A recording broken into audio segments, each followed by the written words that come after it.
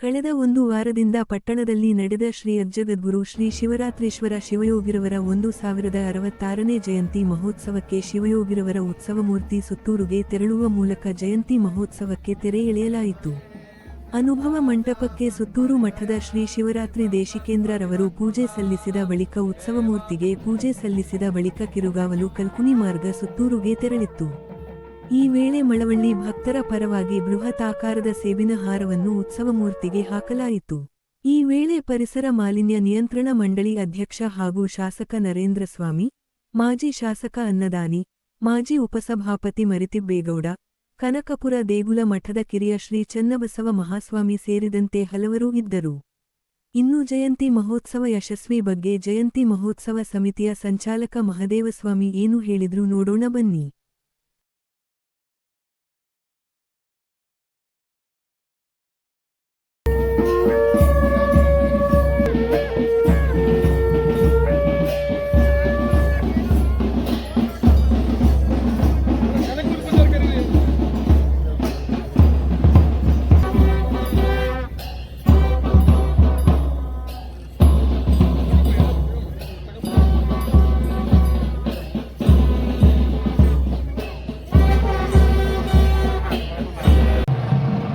ಜಯಂತಿ ಏನನ್ನಿಸ್ತು ನಿಮಗೆ? ಈಗ ಆರು ದಿನ ನಡೀತದೆ, ಒಟ್ಟು 7 ದಿನ.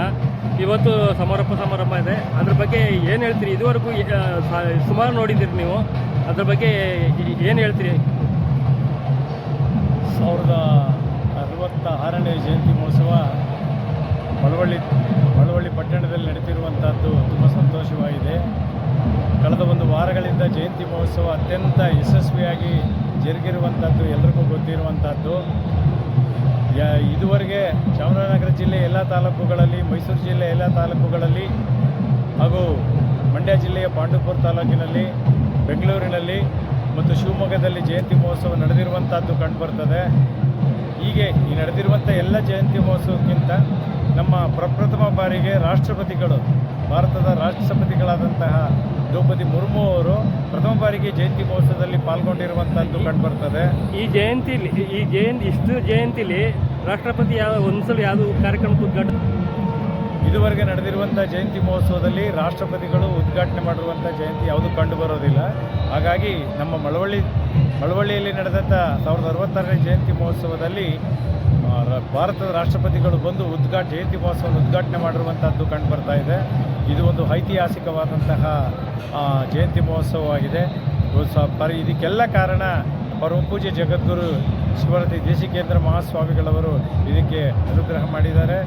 ಜೊತೆಗೆ ಎಲ್ಲ ಸುತ್ತೂರು ಗುರು ಪರಂಪರೆಯ ಆಶೀರ್ವಾದದಿಂದ ಒಂದು ವಾರಗಳ ಕಾಲ ಮಳವಳ್ಳಿ ತಾಲೂಕಿನಲ್ಲಿ ಅತ್ಯಂತ ಯಶಸ್ವಿಯಾಗಿ ಜಯಂತಿ ಮಹೋತ್ಸವ ಜರುಗಿರುವಂಥದ್ದು ಕಂಡುಬರ್ತದೆ. ಇದಕ್ಕೆಲ್ಲ ಕಾರಣ ನಮ್ಮ ಕನಕಪುರದ ಶ್ರೀಗಳು, ಹಿರಿಯ ಶ್ರೀಗಳು, ಕಿರಿಯ ಶ್ರೀಗಳು ಹಾಗೂ ನಮ್ಮ ಮಳವಳ್ಳಿ ತಾಲೂಕಿನ ಎಲ್ಲ ಮುಖಂಡರುಗಳು, ಎಲ್ಲ ಪಕ್ಷ ಭೇದ ಮರೆತು, ಜಾತಿ ಭೇದ ಮರೆತು, ಧರ್ಮ ಭೇದ ಮರೆತು ಎಲ್ಲ ಮುಖಂಡರುಗಳು ಒಗ್ಗೂಡಿ ಸಹಕರಿಸಿದ್ದಕ್ಕೆ ಅತ್ಯಂತ ಯಶಸ್ವಿಯಾಗಿ ಮಳವಳ್ಳಿಯಲ್ಲಿ ಒಂದು ವಾರಗಳ ಕಾಲ ಜಯಂತಿ ಮಹೋತ್ಸವ ಯಶಸ್ವಿಯಾಗಿರುವಂಥದ್ದು ಕಂಡುಬರುತ್ತದೆ. ಈ ಜಯಂತಿ ಮಹೋತ್ಸವದಲ್ಲಿ ನಾನು ಒಬ್ಬ ಜಯಂತಿ ಮಹೋತ್ಸವದ ಸಂಚಾಲಕನಾಗಿ ಕಾರ್ಯನಿರ್ವಹಿಸಿರುವಂಥದ್ದು ಕಂಡುಬರುತ್ತದೆ. ಇದೇ ರೀತಿ ಮುಂದೆ 1067 ಜಯಂತಿ ಮಹೋತ್ಸವ ಈಗಾಗಲೇ ಇವತ್ತು ತೀರ್ಮಾನ ಆಗುವಂಥದ್ದು ಕೂಡ ಕಂಡುಬರ್ತದೆ. ಅರುಣೋದಯ ಚೌಲ್ಟ್ರಿಯಲ್ಲಿ 11:00ವರೆಗೆ ಸಭೆ ಏರ್ಪಡಿಸಲಾಗಿದೆ. ಮುಂದಿನ ಜಯಂತಿ ಮಾಡುವಂಥವರು ನಮ್ಮ ತಾಲೂಕು ಕೊಡಿ ಅಂತ ಈಗಾಗಲೇ ಸಾಕಷ್ಟು ಜಿಲ್ಲೆಗಳಿಂದ, ತಾಲೂಕುಗಳಿಂದ ಜನ ಬಂದಿರುವಂಥದ್ದು ಕಂಡುಬರ್ತದೆ.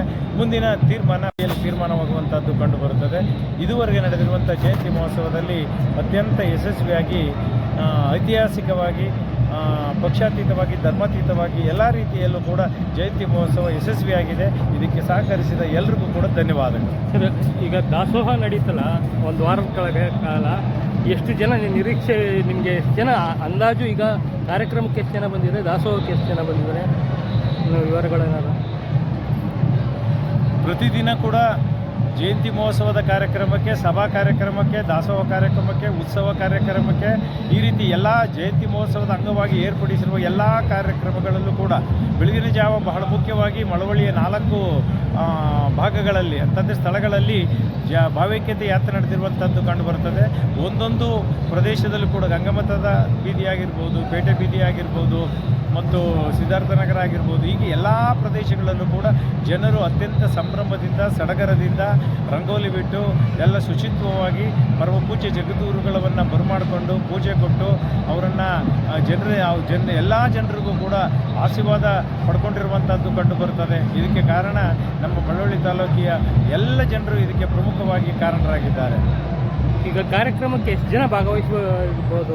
ಡೈಲಿ 6 ದಿನ ಕಾರ್ಯಕ್ರಮಕ್ಕೆ ನಾವು ಪ್ರಾರಂಭ ಆದಾಗ ರಾತ್ರಿ ವೇಳೆಯಲ್ಲಿ ಒಂದು 10,000 ರಿಂದ 15,000 ಜನ ಬರಬಹುದು ಅನ್ನೋ ನಿರೀಕ್ಷೆ ಇತ್ತು. ಈಗ 40,000 ರಿಂದ 50,000 ನಿರಂತರವಾಗಿ ಜನ ಜಯಂತಿ ಮಹೋತ್ಸವಕ್ಕೆ ಆಗಮಿಸ್ತಿರುವಂಥದ್ದು ಕಂಡುಬರುವಂಥದ್ದು ಎಲ್ರಿಗೂ ಗೊತ್ತಿರುವಂಥದ್ದೇ.